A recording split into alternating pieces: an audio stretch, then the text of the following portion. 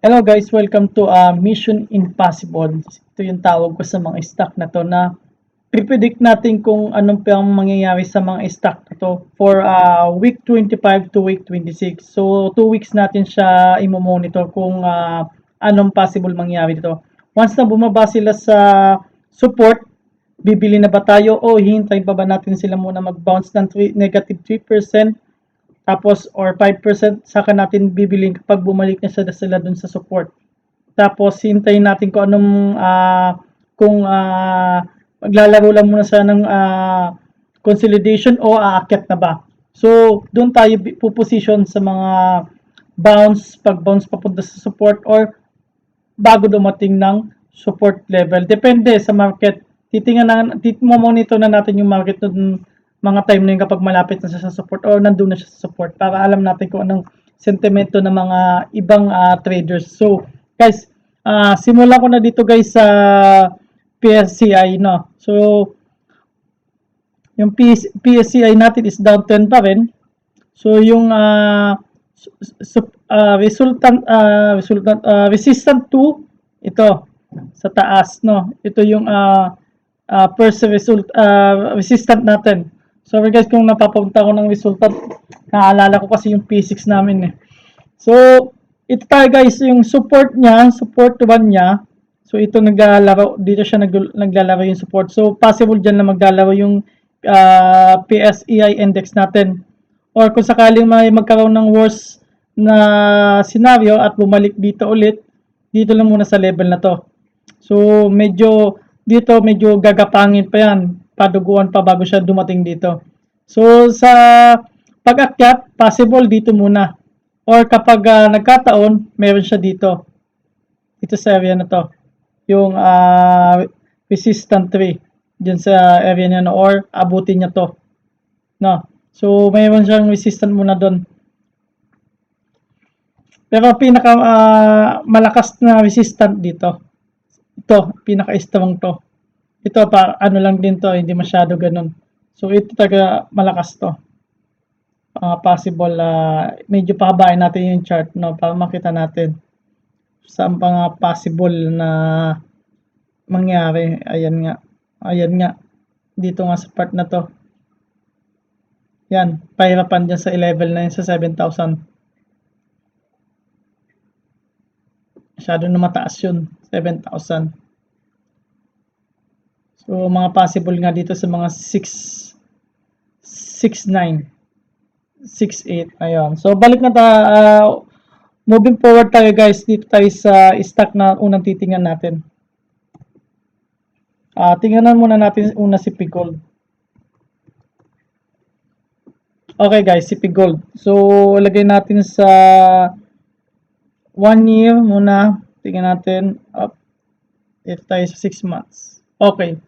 So, si Pigold, ito yung tingnan natin yung unang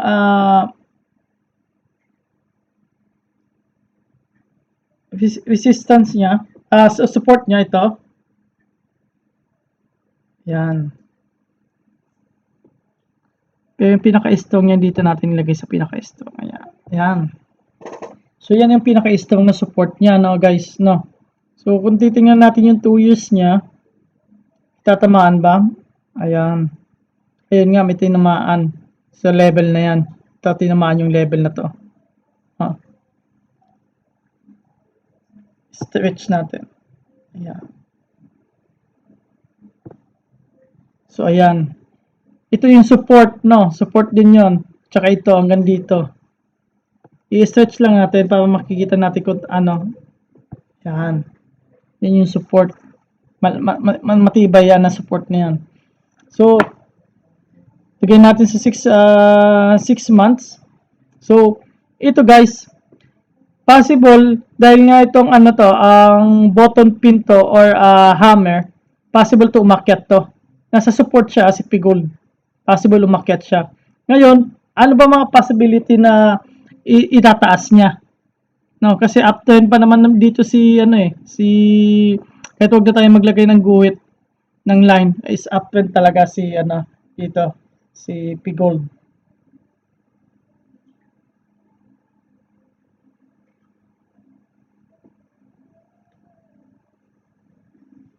So, balik ko. Ayan. Ngayon, sukatin natin kung gaano pwedeng possible. Kunyari, nag-entry ka dito sa 46. Ito yung pinaka-resistant niya, taas. So, may 7.85% pa ang lalaroin. So, kunya papasok ka mamaya, pwede pa mamaya yung pasok niyan. Kung sakaling mag-fail man to, gaano kalalim lang. Negative 4, negative 5 na lang. No, sa strong support niya. So, dyan maglalaro lang yan. So, pwede ka bumili na dito ngayon dahil nga naka button pin naman siya or hammer. So, pwede siya, possible siya umakyat. Tapos, tatamaan niya muna tong resistant na to. So, 7% din yan, no? So, 5% pwede ka na mag-sell kung gusto mo. Kapag nag-earning ka ng 5%, pwede na. Tapos, pumasok ka na lang kapag nabasag tong resistant na to. So, okay guys, no? Himay-himay lang natin yan. Huwag na natin masyadong fokusan. So, bigyan natin yung, yan. So, yan yung resistant guys, no? Bigyan natin pula.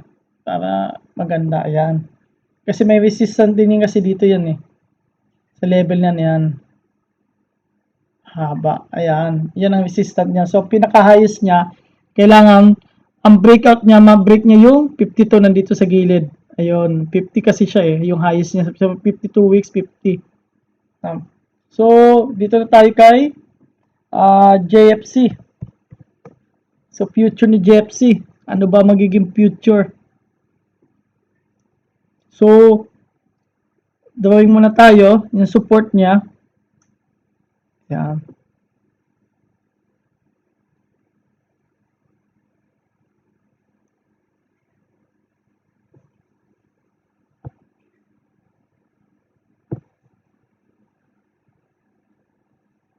Ayun yung support niya guys.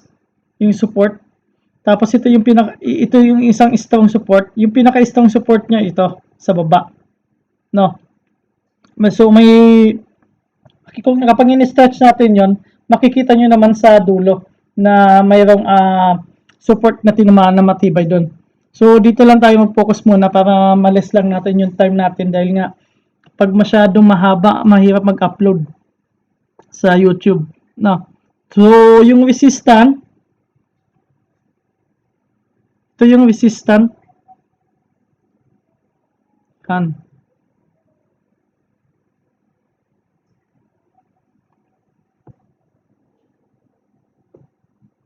Yung level na yan. So ngayon, possible pa maglaro to. Tingnan natin yung presyo. Halos nagigitna lang ata eh. Yan, ano to. So 5%. So sakaling bumalik man, 7% or 8%. No. Ngayon, kapag worst scenario bumalik, dito sa baba, sabihin natin dito lang, ito yung nag-gap dyan, sa level na yan, is negative 16, masyadong malaki. So, dapat, ako lang ang yung cut loss ko is negative 5, simula dun sa pagbili ko. No, yung sa result, sa support. So, yan guys, no. So, mayroon tayong idea kung ilang percent. Ngayon, kung sakaling tumaas man, sukatin natin to. Simula dito sa pagbili mo, kunyari dito bumili ka, sukatin natin dito. Kapag nabasag to, possible dito. So, 14% possible.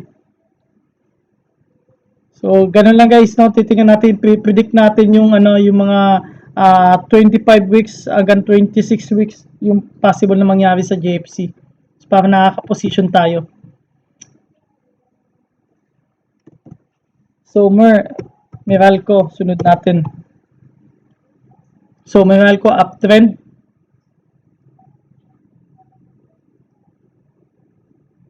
So, basag na yung nito, basag na yung downtrend ni Meralco. Kitang-kita sa chart. So, kayo na bahala guys mag-review ulit dito sa kung mag-assignment nyo, kayo i-review nyo yung sinasabi ko ngayon. No? So, nandito tayo sa yan.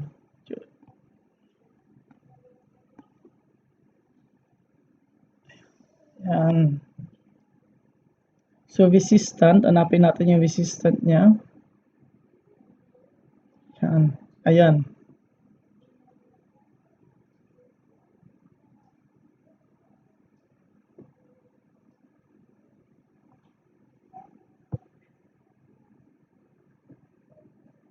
Ayan guys, no.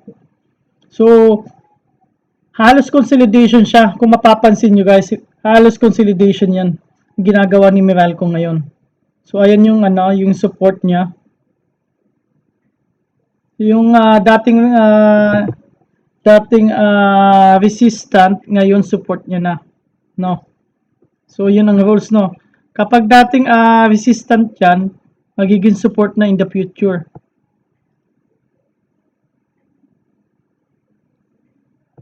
Yan. So, yung rules ng support and resistant na, yung dating yung resistant, support na ngayon. So, ayan, sa level na yan. Ito yung pinakamatibay. Ibaba natin ng unti para mas matibay yan. Ayan. Yan ang level. So, nagko-consolidation siya, pero nasa ano pa rin siya. Nasa uptrend pa rin siya. Guys, no. So, dyan lang muna maglalaro yan. Pwede kayo pumasok dahil nasa uptrend pa naman siya. Ngayon, nasa gitna siya ng support and resistance. So, kapag nag-take profit kayo, dito kayo siyempre sa, kapag nagtumaas siya, ang possible na gain nyo bago mag-resistant is 3.0. Medyo crucial to, no? 3.0. So, ang lagay lang talaga dyan, maliit lang talaga na capital. Once na na-break to, na resistant, doon muna kayo mag-add naman. Hintayin nyo ma-break yung resistant na to, tapos add ulit kayo. So, unti lang ilagay nyo muna, huwag kayo siguro mga, kung kaya nyo is 15 to 25%. Ako kasi is 25% nilalagay ko madalas. So, dito, kung possible na bumaba, negative 5, no? So, dito pa lang, negative 3, pwede ng cut loss yun. Safe na kayo nun. Ngayon, ganun lang ang market. Kapag hindi pumasok sa plano nyo, cut loss agad para hindi masakit. So, next natin ni green. Medyo madami-dami kasi dito guys, mga 11. Ayun.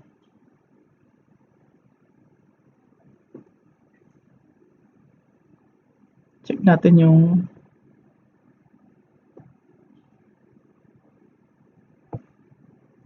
support. Maganda to si Maganda to si green eh. Tapos yung resistant. Yeah.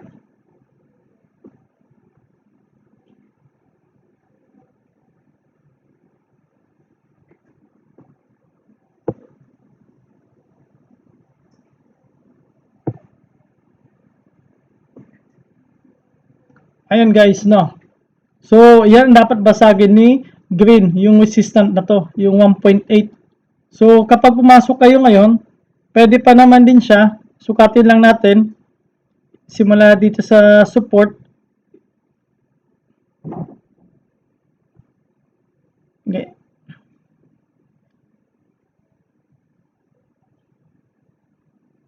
Yun. 5%, halos 6% simula dun sa closing kahapon.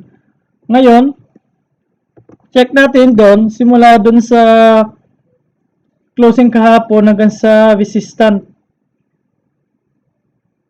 7%. So, 5%, maglalaro lang kayo ng 5%, pwede na yun. Pwede na yung 5%. Pag-contento lang muna tayo sa mga 3%, 5% kapag ganon, kapag malapit sa resistant. Tapos kapag hindi na-break yung resistance, sell agad kayo. Kapag na-break yung resistance na to, itong level na to, add lang kayo. So akin, ang ginagawa ko kapag 25% support, kapag na-break yung resistance, another 25 ulit. So ganun lang yung method ko guys, no. So dito tayo sa ANI. Ayun. Check natin yung support. Ayan, maganda yung support nito ni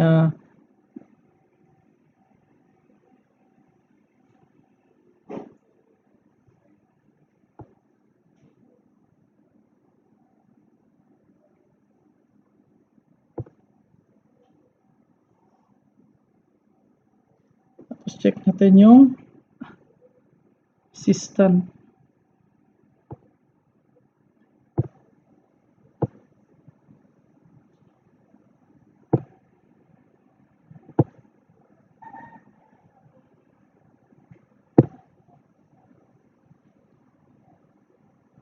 Check pa natin kung meron pa pang matinding resistance to.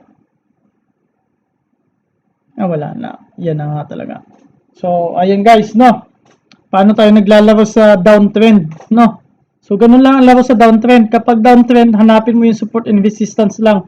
So, ito maganda magpo-position dito sa ANI.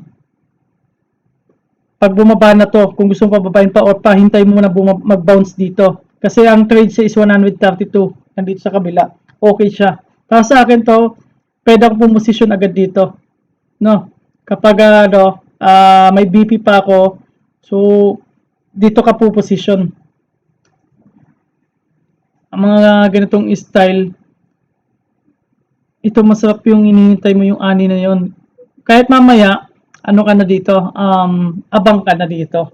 So once na kapag bumaba pa to, nasa support na, pwede ka na mag-buy. Kapag bumaba pa, mahigit sa 5%, pwede mo nang i-sell. Mag-cut loss ka na agad. Or, hintay mo yung bounce play. Tapos kapag bumalik, doon ka na bumili. Yun ang maganda. So, sukatin natin kung possible na kunya nasa support tayo, magkano kikitain. So, 28%. Guys, 28%, malaki yan. So, pwede na yung 20%. Huwag muna natin isagad. Kapag 28% yung sagad, huwag natin isagad na 28. So, pwede tayo sa 25%, 23, 20%, okay na yan. No. Pero i-monitor natin yung yung takbo ng trades. Baka mamaya, yung trades may mga nakaharang, ilang milyon nakaharang, hindi mabasag. Pwede tayo mag-sell. Basta importante dito, may kita tayo. So, hindi ka masasaktan masyado dahil lagi kang naging nasa support. Ugaliin natin yung guys. ECP. Check natin. Ayun. Ito yung guys, ECP, no? Ayan. Mga possible next week.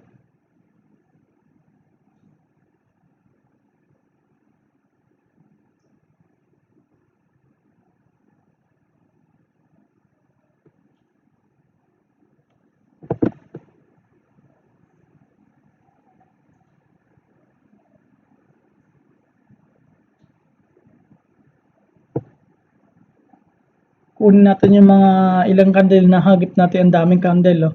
Nagip natin. Tapos kuha pa tayo ng isa. Ng resistant. Ayan. Dito sa button. Saktong-sakto. Ayan. Dahil support dati to. Dito yung support. Resistant na ngayon yan. Yun na guys, no. Ito dating support, ngayon resistant ngayon nandito sa area na to. So, ito hintay lang natin to na bumaba si ECP dito sa level na to.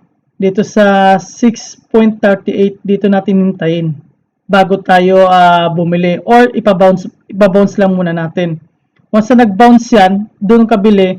Tapos, sukatin natin yung possible na kung sakaling bumili ka dito sa bounce, sa support. Ilan ang possible? Yung unang resistant is 21. So, sabihin natin, medyo mahigpit yung labanan. Baba natin. Dito may parang hindi ganun katibay na resistant. So, 10%. So, hindi na masama. may 10% ka na, or baba natin yung 10%, gawin natin 8% lang. Pwede ka mag-sell. No? So, malaki. Malaki yung chance mo na manalo. So, hindi yung puro pasok ka ng pasok na walang plan. So, titingnan natin yung future ng isang isang company agad. So, yan na yung guys, no? Di ko na tinitingnan yung RSI kasi nga alam ko naman papabalang lagi yan. Sumusunod na lang na yung RSI na yan. Tapos ang importante sa akin yung mga traders na yan. Kasi yan, once na nagbago yan, yung nagbago to na chart niya, yung technical niya, yung price niya, movement niya, magpapasukan yung mga traders na yan. Abang din mga yan, nag-aaral din ng advance yan. Tapos ang ECP, AGI. Ayun, AGI. AGI. Ito, support. Hindi ko na sinagad yung pinaka-support niya guys, no? Dito muna sa, yan, para maraming tamaan. Yan. Yung resistance nito, dito, sa level na to. Hanap tayo ng mas matibay. Mayroon. Wala. Ito nga.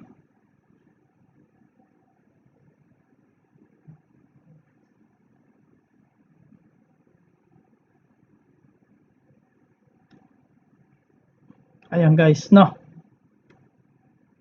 Hindi niya inaabot to. Ito nga, nabasag niya itong unang resistant. Yung level na yan.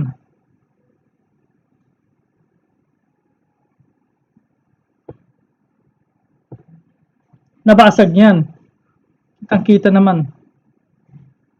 Nabasag niyan. Kaso nga, hindi nag-break out. Kaya bumalik ulit siya. So, saan ang possible na bagsak niya? Possible dito. Mag-possible siya dito. Titingnan natin yung mga possibility. So, inaaral na natin yung mga possibility kung saan tayo sasalo. No? Yan, tingnan natin dyan guys, no? Inaaral na natin ng maaga para pagdating sa trades, monitor na lang tayo. Oh, palitan ko to. Ayan. So, ayan, ito, possible. Possible ito sa area na to. Once na nag-bounce, no? Once na bumalik yan, at hindi na tumuloy dito sa support number 2, ito yung support number 1, yung pinakataas, support number 2, yung baba, sukatin natin. Hanggang doon sa resistant. So, 14% yan, guys. No? So, ang current ngayon, ang level niya is 8% pa. So, kailangan bumaba pa ng 8%. So, monitor natin to guys, no? Kasi, kumbaga sa akin yan, advance na yung study ko, iniisip ko yan, pera yan. Kapag bumalik yan, at dyan ako bumili, pag angat yan, pera na yan. Hintay ka lang ng unting panahon. Hindi naman isang buwan. Halos hinihintay ko lang din yan kapag nag-look ahead ako. So, 1 week, yung look ahead ko, tapos hintay ulit ako ng another 1 week, yun na yung gain, no? Doon ako magpipitas ng aking bunga ng aking paghihirap. So, hindi ko tinitingnan na yung mga chart na tumaas na kasi hindi ko na naman sila hahabulin. Ayaw ko yung naghahabol. So, ito guys, tingnan natin yung support, no?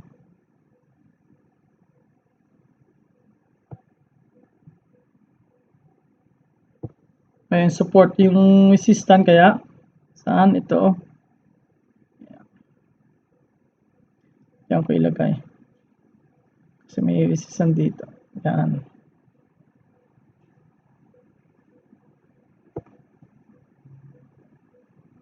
Ayan. So, dito pa lang. Ito nga, may resistance pa dito. Sa level na to. Hindi siya tumuloy.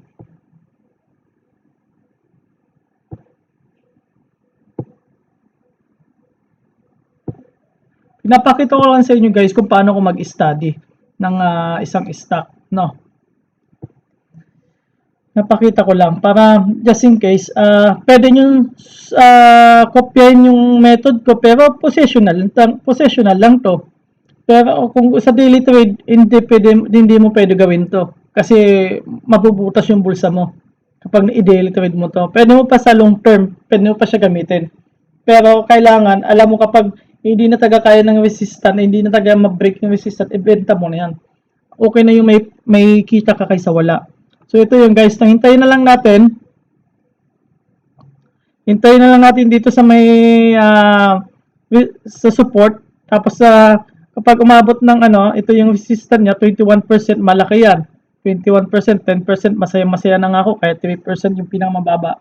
3% masaya na rin ako. Yun ang pinakamababa kasi 1%, 1.25% yung yung ibabayad mo sa broker eh. So, yung matitira, yun na lang ang kita mo. So, kailangan, kapag nag-trade kayo, yung 1.25, automatic yun, doon sa broker. No?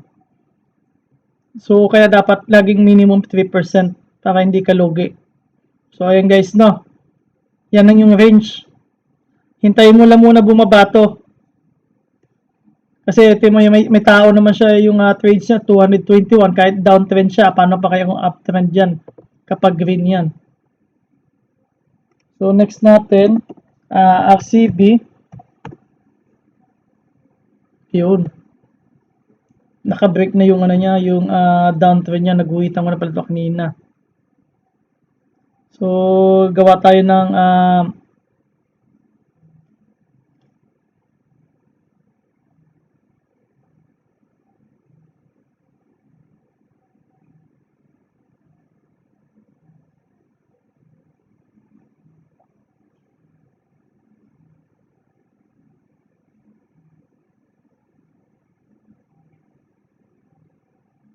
ito, level na to.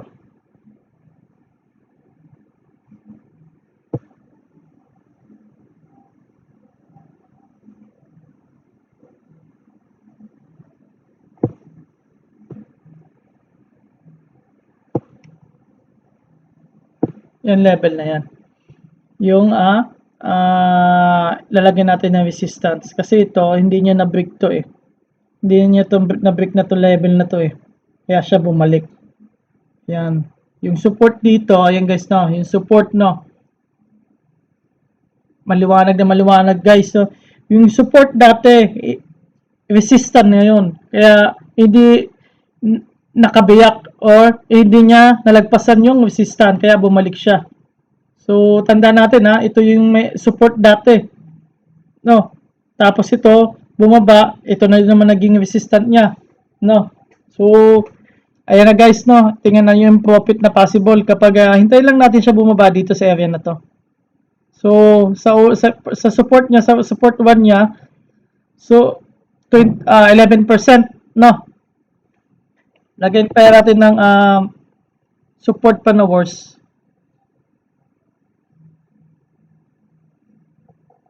Dito to na lang ilagay. Kasi ito yung pinakamababa niya eh. Worst na worst scenario na to. Yung medyo dito, yan. Yan. Yan ang possible na sa FCP. Kapag na-break to, na support 1, possible yan dito sa support 2 darating. At yung mga buyer dito mag-aabang. No? So, ganun lang pag-observe guys para hindi nasusunog. So, sa prop tayo, ito marami laging tao to. Daily trader, laging laman ng daily trader to yung 671 yung tao. Yung mga traders na nag-aabang. So, support and resistance naman tayo. Dito tayo, ayan. Gustong gusto ko. Ayun, no, may support pa dun, no. Sakto-sakto.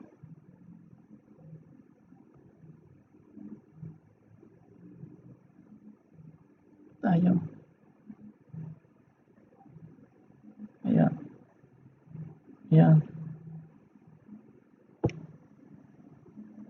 Ayan. Yung resistant. Tingnan natin. May resistant dito. Ayan. Ayan. Sakop dun sa kabila.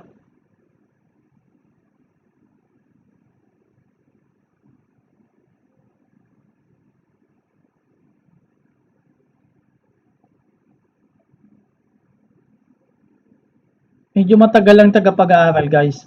So, kung panay naman yung panonood mo dito sa akin, makukopya mo yung method ko kung paano ko nagbabasa.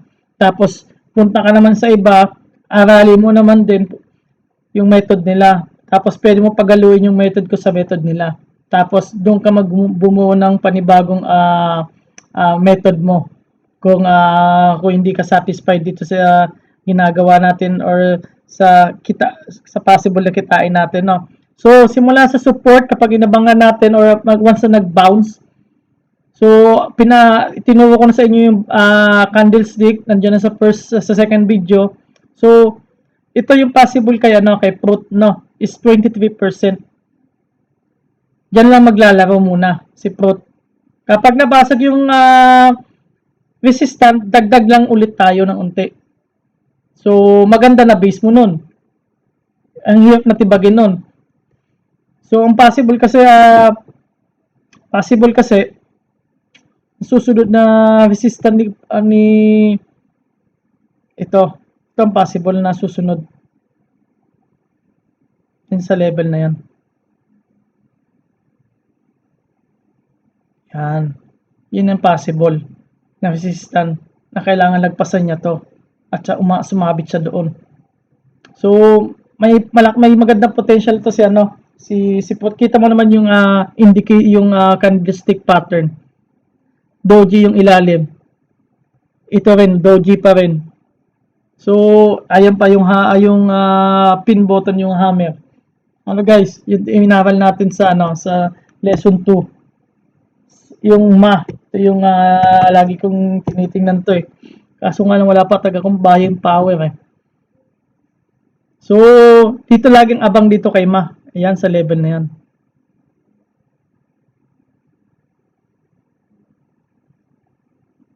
So, yung resistant ni Ma. Ayan. Yan natin.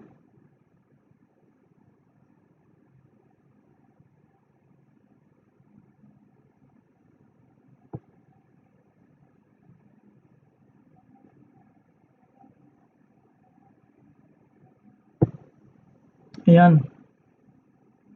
Palitan natin to. Kulay para hindi malito. Ayan guys, no. Yan ang possible. Yan lang yung range ni Ma sa trading. So naka-position ka. Kaysa naman hintayin mo pa yung yung confirmation ng MACD. Medyo matagal pa. So, support and resistance lang malalaman mo na sa position mo kung paano ka mag-entry. So, magkano possible mo kitain? 26%. From support to resistance, 26%. So, doon ka na lang sa 20%. Huwag mo nang hangarin. Kasi dito, bumaba na siya dito. So, kung dito ka lang, possible pa dito sa sa 14%. Critical pa nga itong 14% na to eh. Kaso nga na-break niya. Ganun lang guys, pag-aaral, titingnan yung mga possibility. Maaga pa lang tinitingnan na. Meron pa ba tayo euro?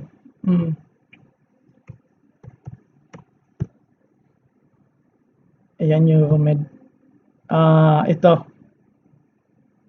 Maganda support nito.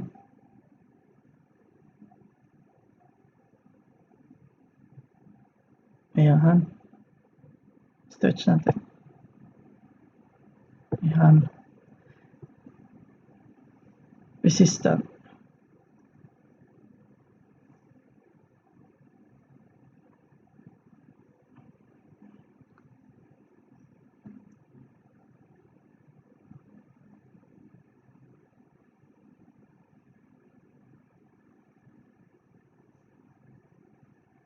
Stretch natin.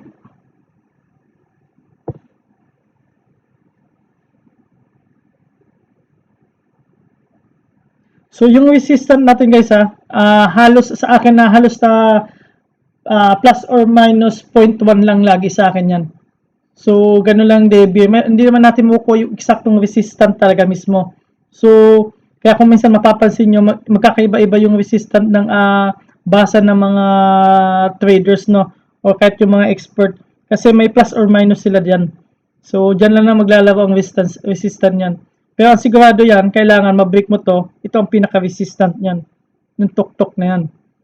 para sabi mong breakout. Kasi dito, di mo masabing breakout pa dahil hindi pa siya hindi niya pa nilalagpasan itong pinaka-higher guys, no? So, yung support natin, kung ito yung pinaka-strong support, ito pa yung susunod, kung possible mag-break to, dito na ang abangan yan. Dito na ang abang yan. So, simula sa support, hanggang dito, 36% masyadong malaki. Tingnan natin yung last na resistance niya, ito 27%, kahit nga sa 20% okay na. Ito pa dito may parang maliit na resistant, no. So 16%, di ka nalugi, may 10% ka.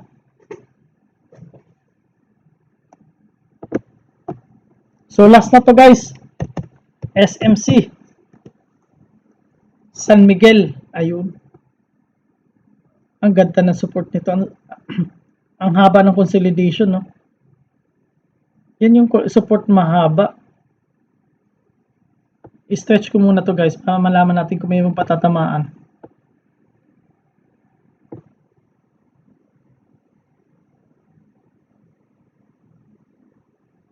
One year.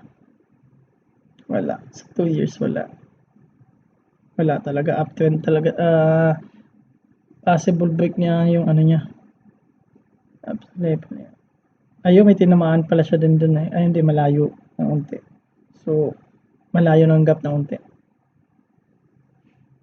Balik natin sa 6 months. Ayun. Ayun guys, no. Yung resistant nito, ayun. Dito, hindi niya nabasag sa area na to. Yung susunod,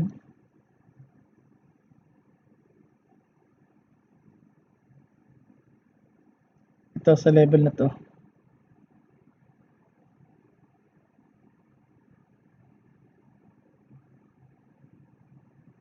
Yan, level na yan. Tapos itong level ulit na susunod. Titingnan natin yung mga level na possible yan. Yan ang level na yan.